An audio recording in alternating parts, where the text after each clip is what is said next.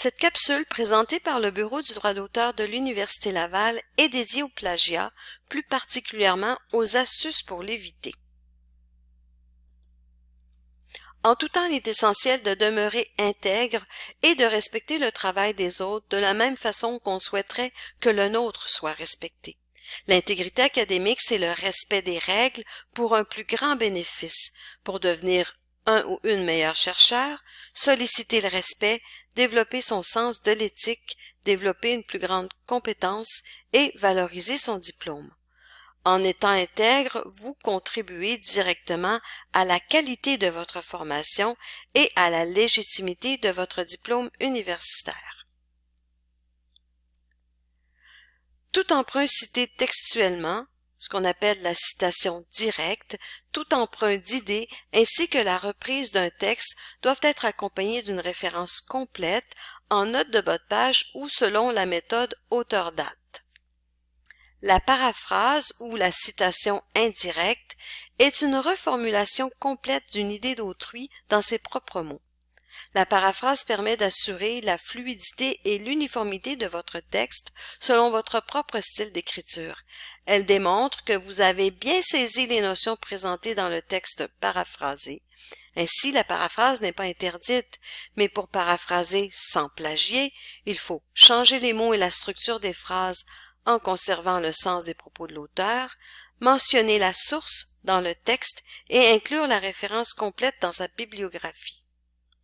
Une bibliographie, bien qu'elle ne soit pas toujours obligatoire dans le cadre de vos travaux académiques, permet de retracer l'information et elle donne de la valeur à vos travaux. Elle atteste d'une démarche scientifique.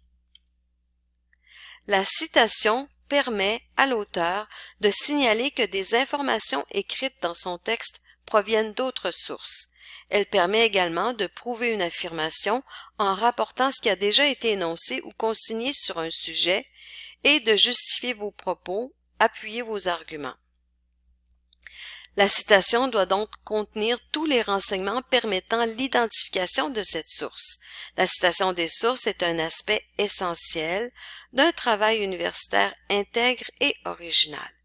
Il est important de savoir citer ces sources afin de faciliter la consultation par le lecteur des sources documentaires utilisées, de permettre au lecteur de vérifier la conformité et la fiabilité des sources utilisées, de reconnaître le travail des auteurs cités, de faire preuve de rigueur et de probité scientifique et intellectuelle, de respecter le droit d'auteur et d'éviter le plagiat.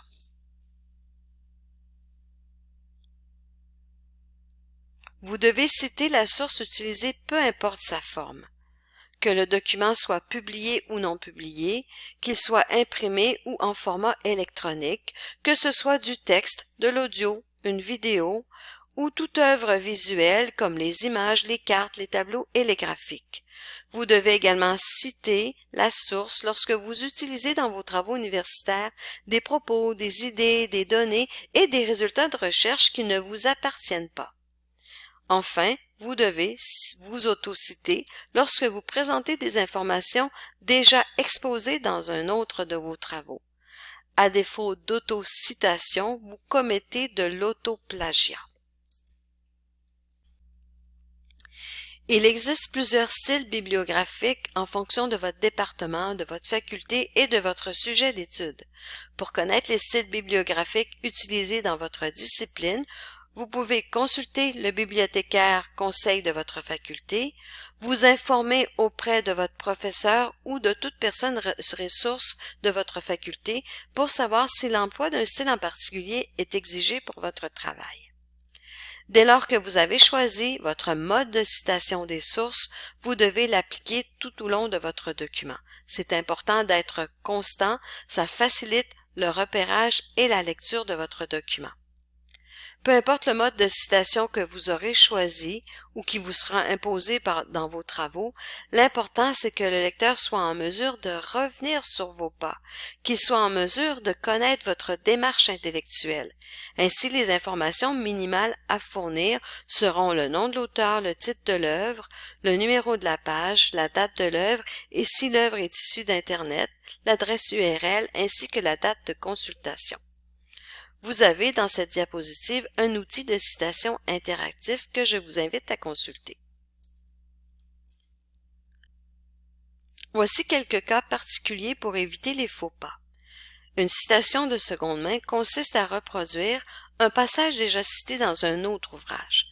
Bien qu'il soit recommandé de retrouver l'ouvrage original pour le citer directement et en vérifier l'exactitude, ce n'est pas toujours possible.